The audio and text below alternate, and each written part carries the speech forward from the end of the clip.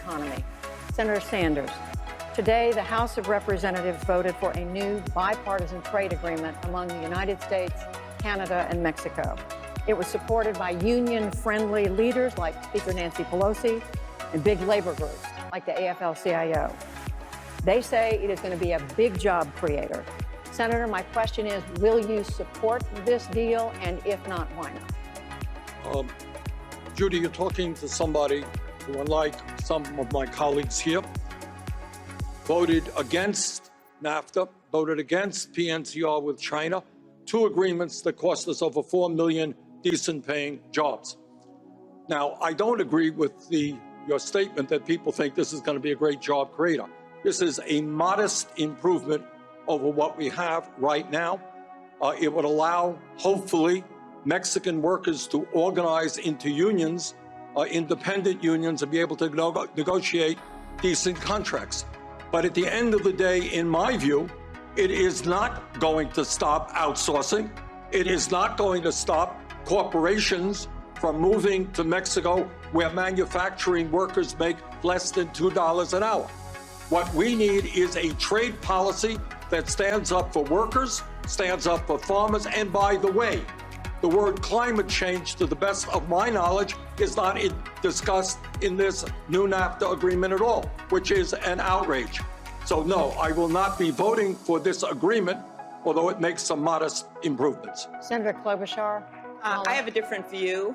I'll go with my friend Sherrod Brown, who has voted against every trade agreement that's come in front of him, and he's voting for this, and I am too. And the reason I am voting for it is that I believe that we have a change with this agreement. I would not have voted for the agreement that President Trump put forward, but we've got better labor standards, better environmental standards, and a better deal when it comes to the pharmaceutical provision, which I also oppose. 95% of our customers are outside of our borders, and we have to make sure that we have trade agreements that are more fair, because if we can encourage work made in America, every time you hold something in your hand that says made in America, it is the ingenuity of our workers, it is the quality of a product, it is the equality of our workers, and it is the hopes and dreams of the American people.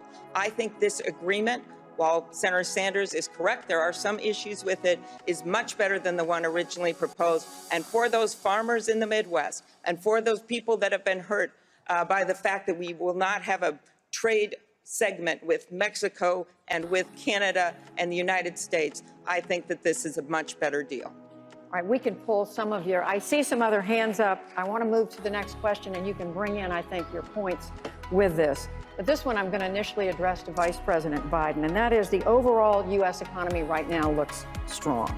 The unemployment rate is at historic lows. Unemployment among African Americans is down.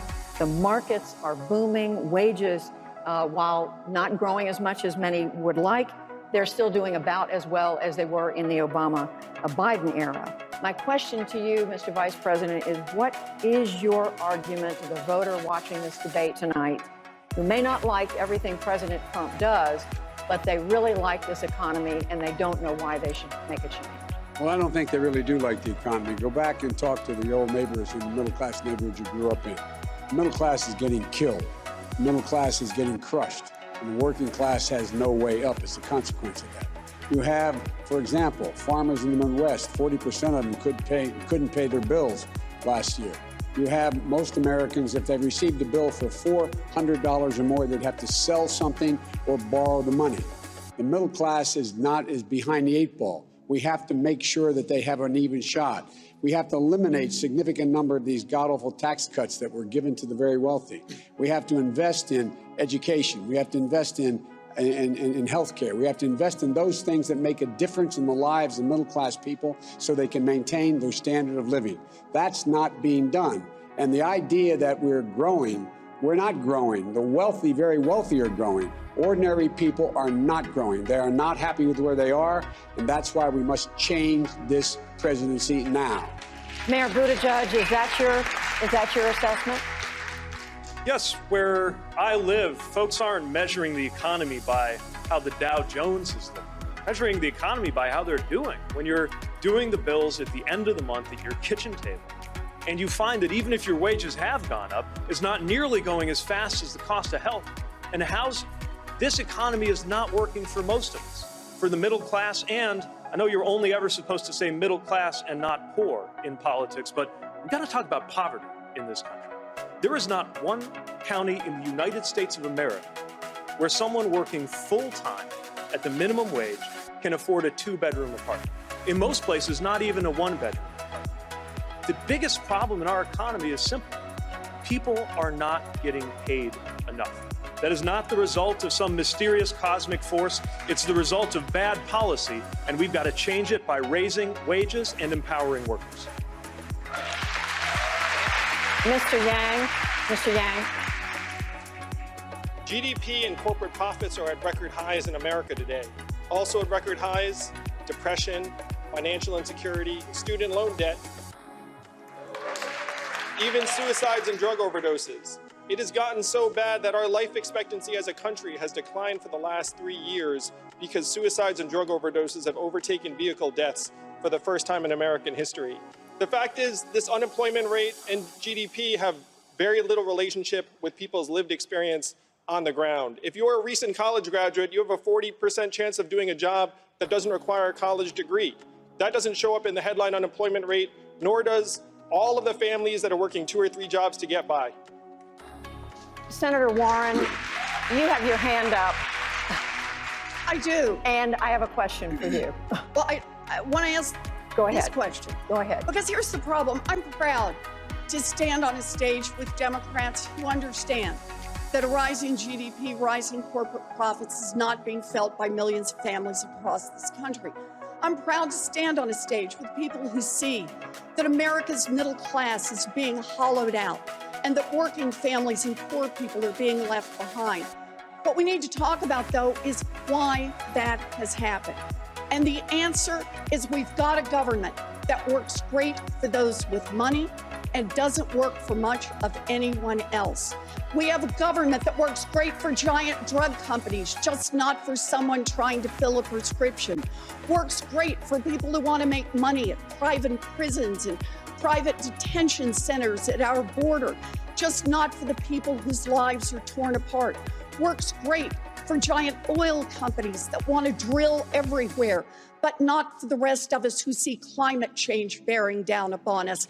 And when you see a government that works great for the wealthy and the well-connected and for no one else, that is corruption, pure and simple, and we need to call it out for what it is. I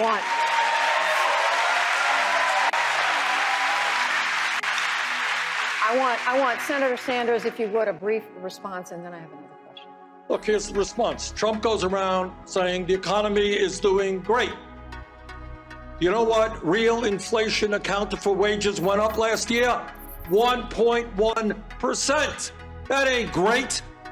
Tonight, while 3 people own more wealth than the bottom half of America, 500,000 Americans, including 30,000 veterans, are sleeping out on the streets.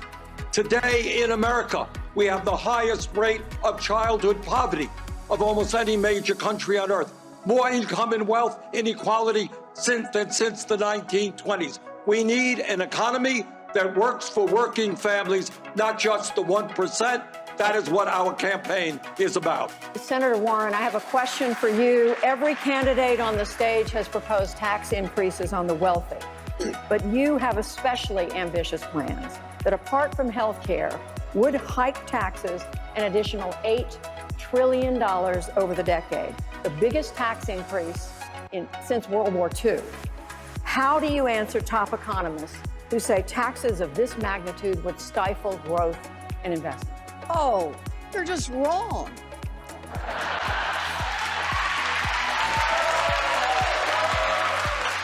Let's start with a wealth tax, the idea of a 2-cent tax on the great fortunes in this country, $50 million and above.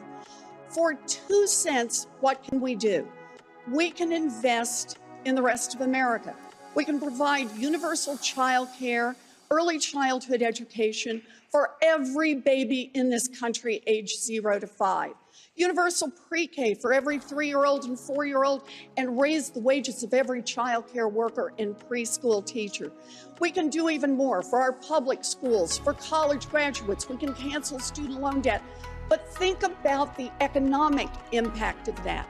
You leave 2 cents with the billionaires, they're not eating more pizzas. They're not buying more cars. We invest that 2% in early childhood education and childcare. That means those babies get top-notch care. It means their mamas can finish their education. It means their mamas and their daddies can take on real jobs, harder jobs, longer hours. And we can increase productivity in this country, and we can start building this economy from the ground up. That's how we build it in small towns. That's how we build it in rural America, and that's how we build it in urban America, an economy that works Brief not answers. for Wall Street, but that works for Main Brief Street. responses from Mr. Steyer and Mr. Buttigieg. So let me say that I agree with Senator Warren in much of what she says. I've been for a wealth tax for over a year. I'm in favor of undoing all the tax breaks for rich people and big corporations that this administration has put through. And in addition, I've talked about equilibrating the taxes on passive investment income, which would allow us to cut taxes for 95% of Americans by 10%. But there's something else going on here that I think is really important, and that's this. We know Mr. Trump's going to run on the economy. I built a business over 30 years from scratch. We're going to have to take him on the economy in terms of growth as well as economic justice. We're going to have to be able to talk about growth, prosperity across the board for everyone in America. My experience building a business, understanding how to make that happen means I can go toe-to-toe with Mr. Trump and take him down on the economy and expose him as a fraud and a failure. And I think that's different from the other people on this stage.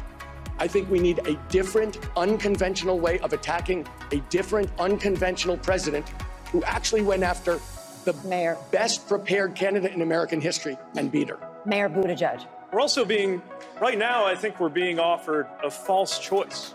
You either have to go all the way to the extreme or it's business as usual. Yes, we must deliver big ideas. And yes, taxes on wealthy individuals and on corporations are going to have to go up. We can also be smart about the promises we're making. Make sure they're promises that we can keep without the kind of taxation that economists tell us could hurt the economy. It's why, for example, I propose that we make college free for 80% of Americans, but it doesn't have to be free for the top. If you're in that top 10%, how about you pay your own tuition and we save those dollars for something else that we could spend them on that would make a big difference, whether it's infrastructure, childcare, housing, health. On issue after issue, we've got to break out of the Washington mindset that measures the bigness of an idea by how many trillions of dollars it adds to the budget, or the boldness of an idea by how many fellow Americans it can antagonize. We're going to take a short break, and we'll be right back in 2 minutes with questions from my fellow moderators.